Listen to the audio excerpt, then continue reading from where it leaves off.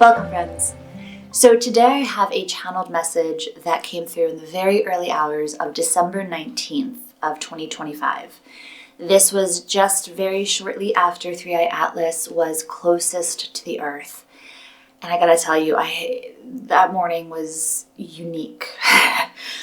It was very unique. This channeling came through, and then I experienced what I can only describe as feeling similar to like a psilocybin journey. I'm not even quite sure what occurred. Then I napped, and then I woke up at a relatively normal time. One might wake up for the day and had a normal day. So this is the message that came through. It speaks to what 3i Atlas is. It also speaks to, again, and I say again because this message has come through numerous times.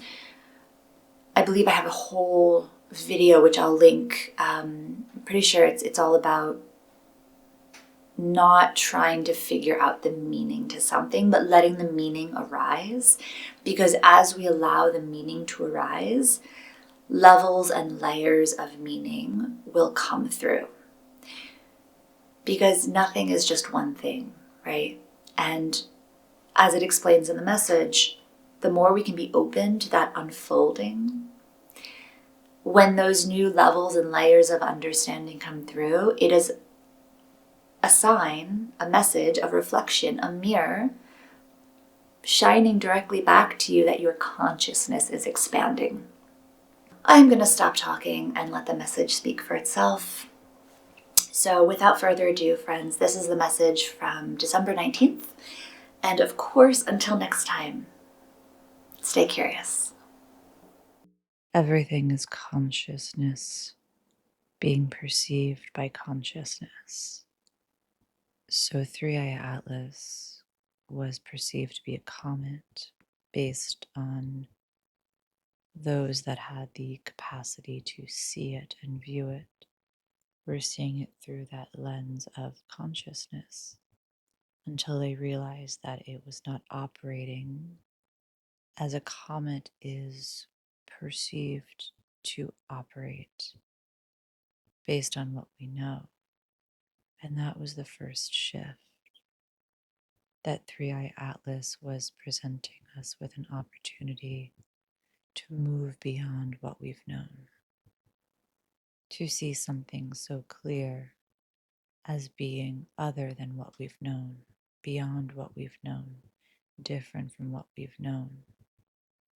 And so some may perceive it as being a comet, an unidentified flying object, a rock, the apocalypse, the savior, a spaceship.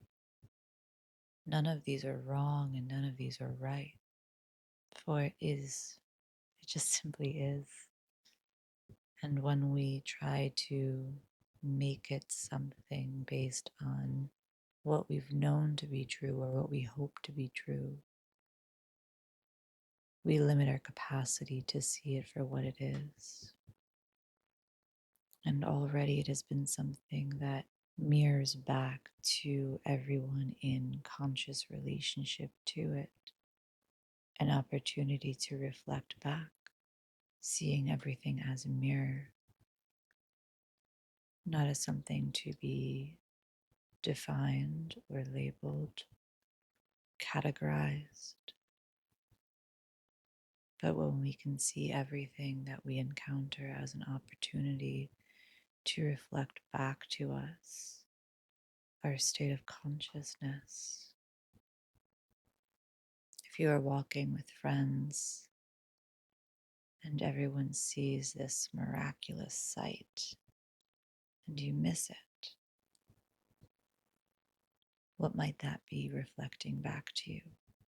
Now, the tricky part is that your assessment will also be a reflection back to you. You may make the assessment based on your wounds and insecurities and perceived limitations. What if it just simply was an experience that was not purposeful for you at that time? What if it was an experience reflecting back that you are not fully present? What if it is an experience reflecting back that you are having a different experience or in a different place than your friends? What if it was a reflection that there is something quite beautiful right in front of your eyes that you are not seeing?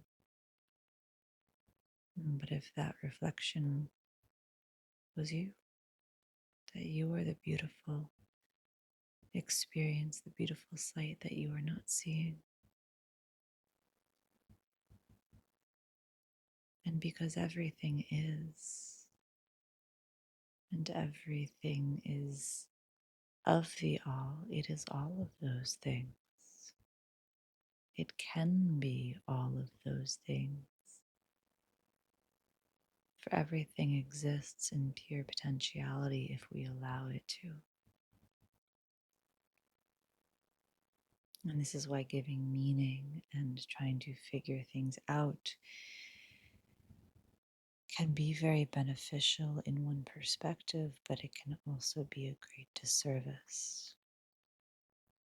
So when you are trying to find meaning, can you shift that search for meaning to allowing yourself to be in reception of the meaning? So not that you are putting forth this effortful doing. The effort is in releasing the need to do so, meant to be truly open and receptive and present to allow the meaning to come to you, and knowing that there are many layers that may present themselves. And when a new layer presents itself, it is also a reflection, a mirror, an opportunity to recognize that you have shifted. For if you come into conscious awareness of another layer, another level of understanding, that means you have also stepped into another level or layer of consciousness. So do not limit yourself. If a meaning presents itself and then another meaning presents itself, can they coexist? If they are in opposition, what is that reflecting back to you? Can opposition coexist? Can two truths, two perceived truths, exist in a harmonious relationship? Not in opposition, but just simply as two perceived truths based on the consciousness that is perceiving them, based on their unique experience that is purposeful for them. So allowing what is before you to invite you in, to know yourself, to remember yourself, to remember the story of Isis, the remembering of Osiris, to put it back together, to reassemble, to remember, to become whole, to become whole in your perception of it, for you are always whole. You are never not whole. It is just in your perception of it. That is the illusion,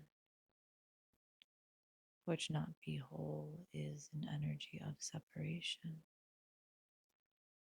And that again is the illusionary nature of this existence in form on this planet, in the solar system as you perceive them to be. You leave it at that for now.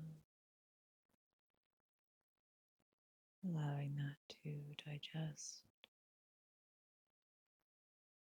understanding what digestion can represent, taking something in, understanding what is needed and necessary, and releasing what is not.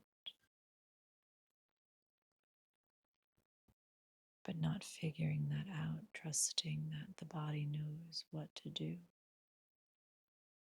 and trusting that you know what to do without any heavy lifting, as some might say. Allow yourself to be remembered. Allow yourself to be remembered. Allow yourself to be